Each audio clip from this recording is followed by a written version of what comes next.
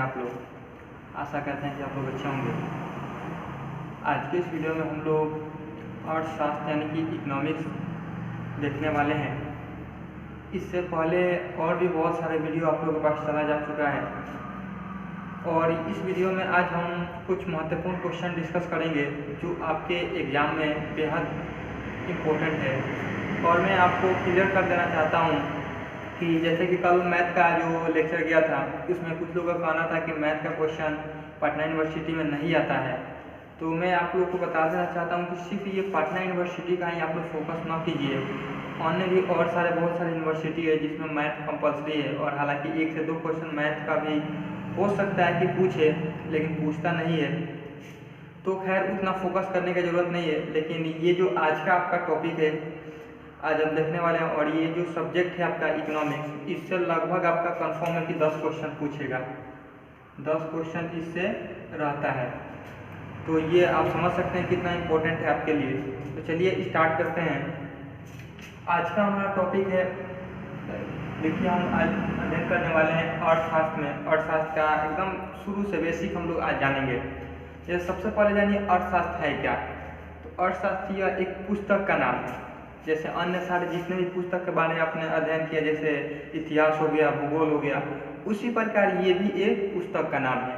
इसके अंतर्गत हम अध्ययन क्या करते हैं, जब पुस्तक है तो ये स्वाभाविक है कि जब कोई पुस्तक है तो उसमें कोई ना कोई अध्ययन किया जाएगा, किसी न किसी बातों का अध्ययन किया जाएगा। तो आखिर इसके अंतर्गत क्या अध्ययन किया जाता है, तो हम किसी भी देश की, यानी कि अर्थशास्त्र एक पुस्तक का नाम है, इसके अंतर्गत हम किसी भी देश की अर्थव्यवस्था की जानकारी प्राप्त करते हैं, उसे ही अर्थशास्त्र कहते हैं। यानी कि शॉर्ट में अगर कहा जाए तो अर्थव्यवस्था की जानकारी प्राप्त करना ही अर्थशास्त्र कहलाता है।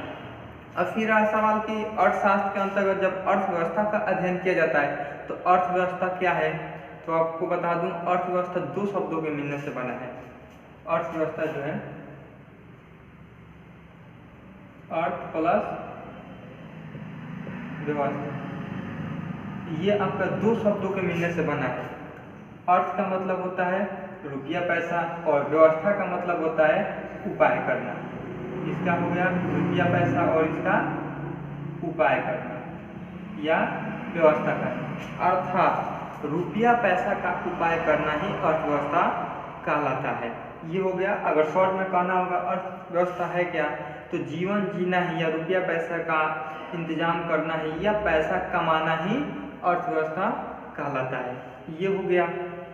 अब हम लोग जानेंगे कुछ इसके महत्वपूर्ण अर्थशास्त्र के क्षेत्र में हम देखें इसकी कुछ ख्याति प्राप्त की, यानी कि इसके कुछ खोजकर्ता हो गए हैं, इसके कुछ डिफिनेशन दिए हैं, उन सब के बारे में, या ऐसे कहा जाता है कि इनके पिता के बारे में हम आज जानेंगे।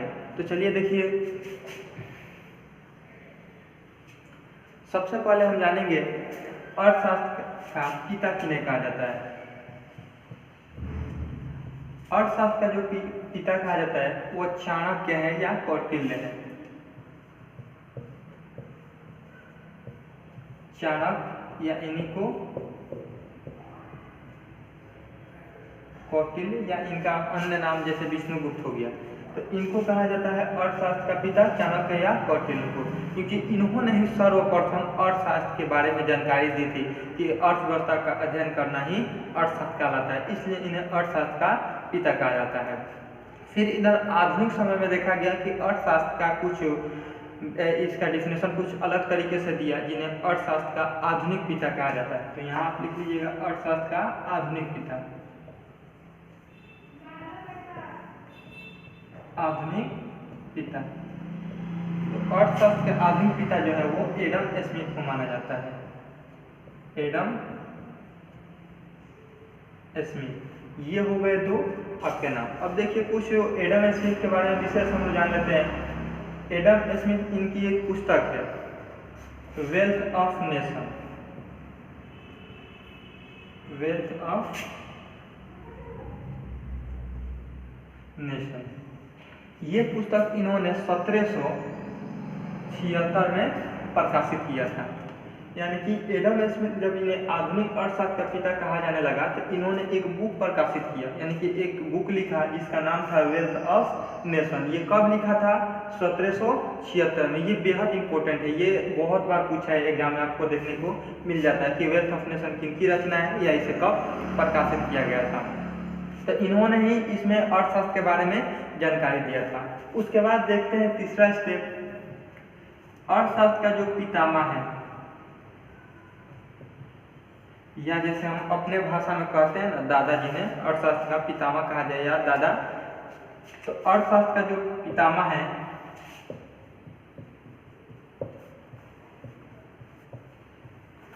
वो के.एम.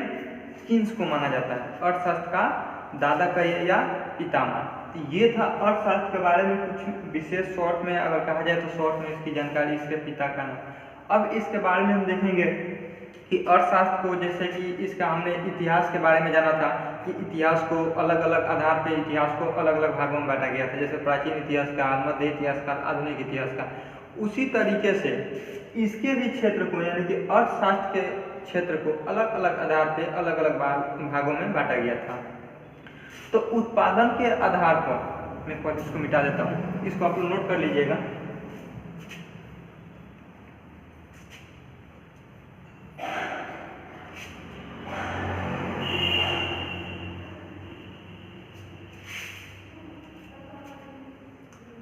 देखिए, उत्पादन के आधार पर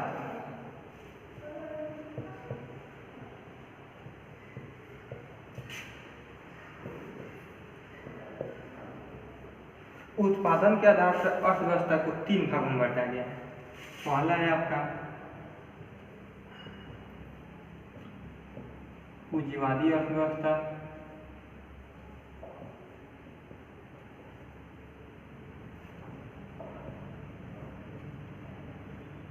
दूसरा है समाजवादी अर्थव्यवस्था,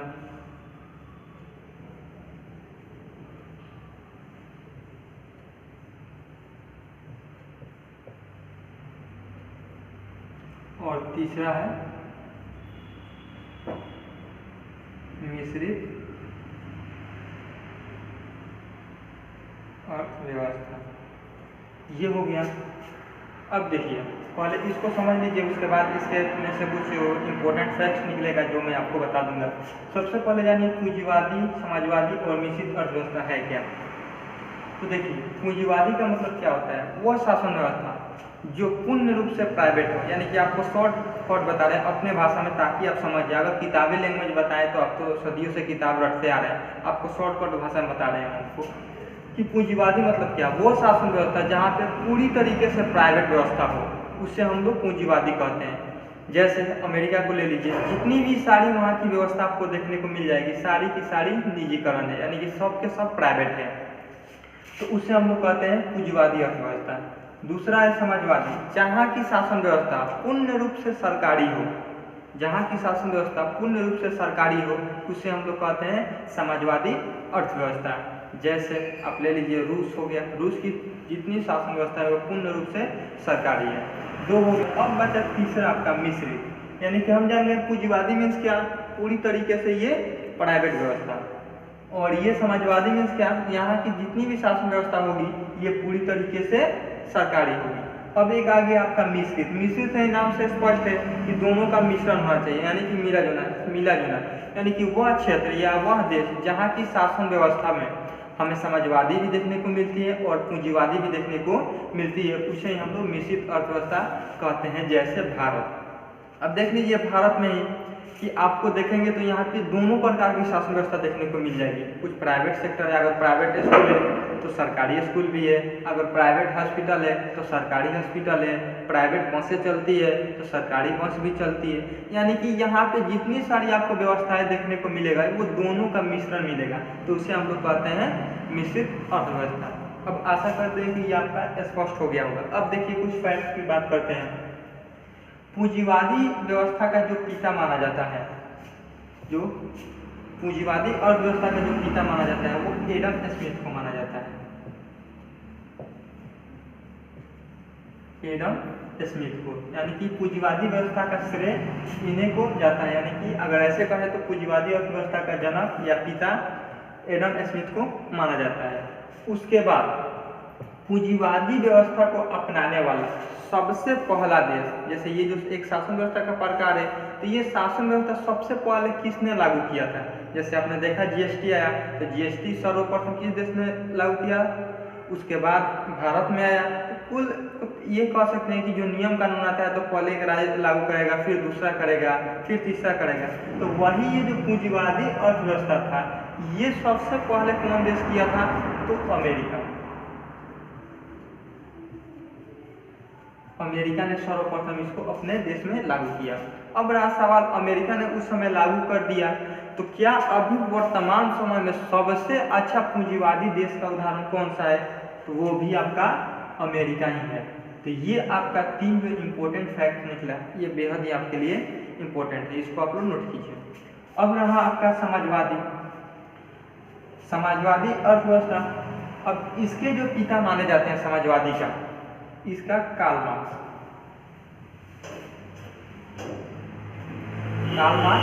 ये समाजवादी अर्थव्यवस्था के जनक माने जाते हैं। इनकी एक रचना है दास कैपिटल। दास कैपिटल में इन्होंने समाजवादी शासन व्यवस्था के बारे में कुछ विशेष हद तक जानकारी दी थी, इसलिए इन्हें कार्ल मार्क्स को समाजवादी अर्थव्यवस्था का जनक माना जाता है।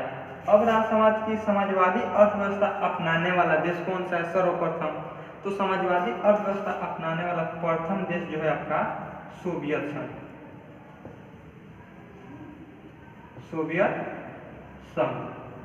सोवियत संघ का नाम आप देखते हैं 1990 के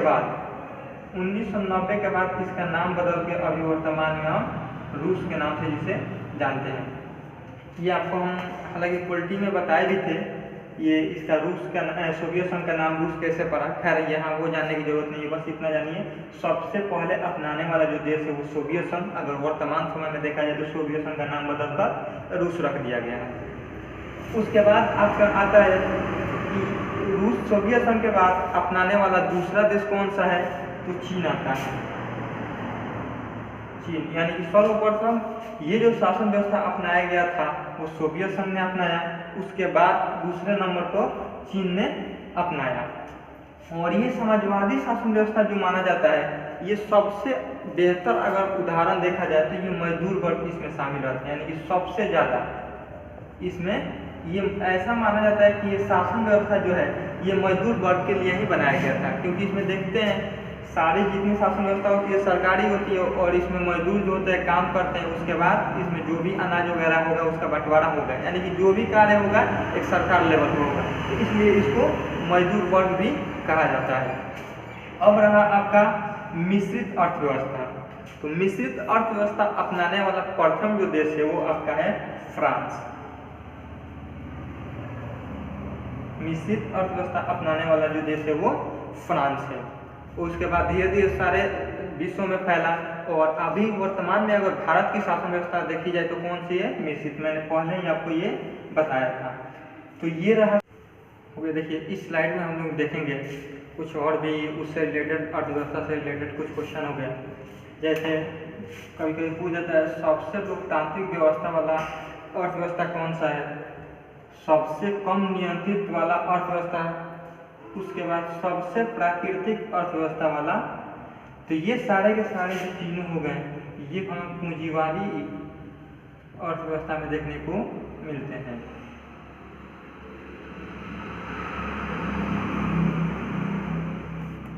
पूंजीवादी अर्थव्यवस्था में हमें देखने को मिलती है। ऐसे आपसे ऑब्जेक्टिव में पूछ देगा कि सबसे कम नियंत्रित वाली अर्थव्यवस्था कौन सी है, तो वहाँ पे आप पूंजीवादी टिक कीजिएगा, या ऐसे पूछ दे यानी कि ये तीनों में से कोई आपसे पूछे तो उसका आंसर ये पूंजीवादी अर्थव्यवस्था होगा। अब देखिए अर्थव्यवस्था का कुछ क्षेत्र हो गया, अर्थव्यवस्था को कुछ क्षेत्र हो गया जिसका अध्ययन भी हम करते हैं। तो सबसे पहले अर्थव्यवस्था के ये 3 क्षेत्र हो गए। ऐसे देखा जाए तो आपको 5 देखने को मिलता है, लेकिन अधिकतर ये 3 से ही क्वेश्चन उठाता है। चौथा और पांचवा बहुत कम हमें देखने को मिलता है और वो कुछ खास इंपॉर्टेंट भी नहीं है। तो ये देखेंगे अर्थव्यवस्था का जो प्राथमिक क्षेत्र हो गया। तो सबसे पहले अगर इसकी डिफिनेशन की हम बात करें तो मैं पहले भी क्लियर कर देता हूँ कि डिफिनेशन से आपको कोई मतलब नहीं है, लेकिन मैं डिफिनेशन इसलिए बताना चाहूँगा ताकि आपका कंसेप्ट क्लियर हो जाए। नहीं तो रट्टा मारने के लिए बुक आपके पास पर्याप्त है और आज रटिएगा कल भूल जाएगा, लेकिन अगर आप समझ लेते हैं तो कंसेप्ट आपके पास होगा तो लंबे समय तक ये याद रहेगा। देखिए प्राथमिक क्षेत्र किसे कहते हैं, तो ऐसे समझने के लिए जानिए कि प्राथमिक क्षेत्र जिस क्षेत्र की मनुष्य की प्रथम आवश्यकताओं की पूर्ति होती है उसे ही हम लोग प्राथमिक क्षेत्र कहते हैं। यानी कि मनुष्य की पहली जो आवश्यकता है,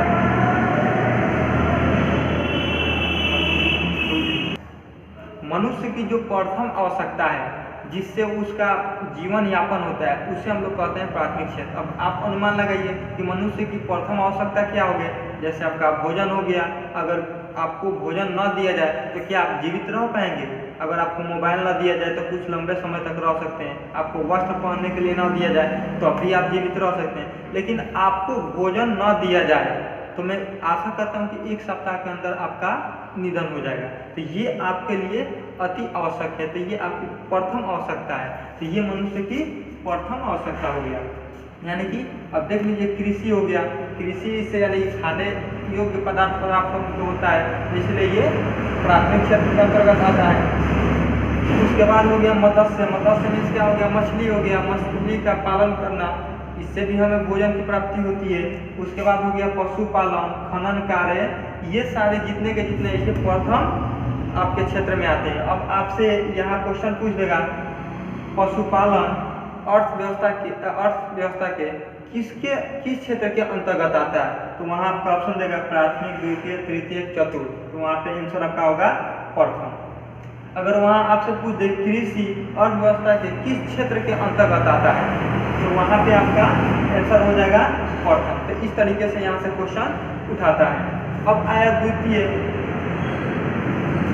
क्षेत्र, तो औद्योगिक क्षेत्र को ही द्वितीय क्षेत्र कहा जाता है।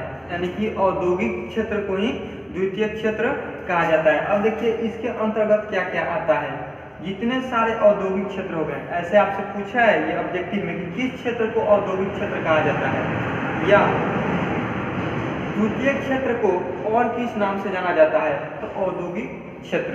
इस तरीके से क्वेश्चन उठाता है। अब देखिए इसके अंतर्गत क्या आता है, लौह इस्पात, यानी कि जितने सारा कारखाना हो गए, कल कारखाने। अब यहाँ पे मैं उदाहरण के लिए लौह इस्पात कारखाना एक नामकरण आपको अगर कर दूं, तो जितने सारे कल कारखाने हैं ये सारे के सारे औद्योगिक क्षेत्र के अंतर्गत आएंगे, चाहे वो जो भी कल कारखाने हो। दूसरा आप इसमें देखिए वाहन हो गया, उद्योग हो गया क्लियर। अब तीसरा पॉइंट देखिए इसमें तृतीय क्षेत्र, इसे सेवा क्षेत्र भी कहा जाता है। यानी कि वह क्षेत्र जहाँ से हम सेवाएं प्रदान करके किसी अन्य व्यक्ति को लाभ पहुंचाते हैं और उसके बदले उससे कुछ लेते हैं, तो उसे ही हम लोग कहते हैं सेवा क्षेत्र या तृतीय क्षेत्र। अब देखिए जैसे बैंकिंग हो गया, बैंकिंग भी क्या है, एक सेवा क्षेत्र है। यानी कि हमको जितने सारे आम जनता हो गए उन जनता को ये जो है सेवाएं प्रदान करती है, उसके बाद जनता से कुछ उसका परसेंटेज लेती है। उसके अलावा देखिए शिक्षा हो गया, शिक्षा भी आज देखा जाए तो सेवा का एक सबसे बेहतरीन जरिया हो गया है, लेकिन आज इसको अधिकतर व्यवसाय के रूप में प्रयोग किया जा रहा है। आप देख रहे हैं धड़ल्ले से इसका व्यवसाय के रूप में प्रयोग किया जा रहा है, लेकिन ये आपका सेवा क्षेत्र के अंतर्गत आएगा। उसके बाद चिकित्सा हो गया, यानी कि जितने भी डॉक्टर लोग हो गए, डॉक्टर लोग इलाज क्यों करते हैं, पैसा के लिए, तो वो लोग भी सेवा आपका करते हैं पैसा के लिए। तो इतने सारे हो गए, इसके अलावा भी बहुत सारे हैं। तो ये सारे हो गए आपके तृतीय क्षेत्र के अंतर्गत आते हैं। तो वीडियो हालांकि ज़्यादा लंबा हो रहा है, इसलिए मैं और लंबा नहीं करना चाहता हूँ। तो नेक्स्ट वीडियो में मैं इसका और भी पार्ट लाऊंगा और जिससे आपको काफ़ी हद तक सहायता मिल सके। और एक छोटा सा आपका रिक्वेस्ट है कि अगर आपको ये वीडियो अच्छा लगा हो तो जितना ज़्यादा से ज़्यादा हो सके इस वीडियो को शेयर कीजिए, ताकि आपके शेयर करने से किसी अन्य बच्चों को भी काफ़ी हद तक लाभ हो सके। और हाँ, अगर जो लोग हमारे अभी व्हाट्सएप से नहीं जुड़े हैं तो व्हाट्सएप से जुड़ना चाहें तो वो जुड़ सकते हैं। उसके लिए करना क्या होगा,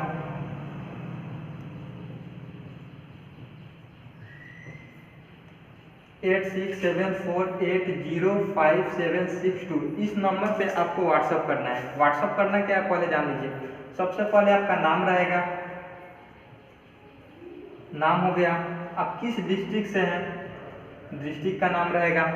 और ख़ास तौर पर मैं बता दूं कि कुछ लोग भी अलग अलग कोर्स के लिए इसमें मैसेज करते हैं, लेकिन मैं आपको बता दूं, जो मैं जीके जीएस को आता हूं, तो आपको खुद आप क्या तैयारी कर रहे हैं, चाहे आप किसी भी यूनिवर्सिटी का हो, BHU का, MU का हो, JNU का हो, DU का हो, पटना यूनिवर्सिटी का हो, मतलब उससे नहीं है। आप अपना सिलेबस देख लीजिएगा कि कौन सा मेरा सिलेबस है, और ख़ास तौर पे हम लोग का जो फोकस होता है वो पटना यूनिवर्सिटी BA के एंट्रेंस एग्जाम के लिए हम लोग फोकस करते हैं। तो इस पर आप अपना नाम कीजिए और बोलिएगा, आप वहाँ पे लिख दीजिएगा कि ग्रुप में ऐड करना है, तो इस नंबर पे आप व्हाट्सअप कर दीजिएगा। और आप चैनल को सब्सक्राइब करना ना भूलें। तो चलिए मिलते हैं नेक्स्ट वीडियो में।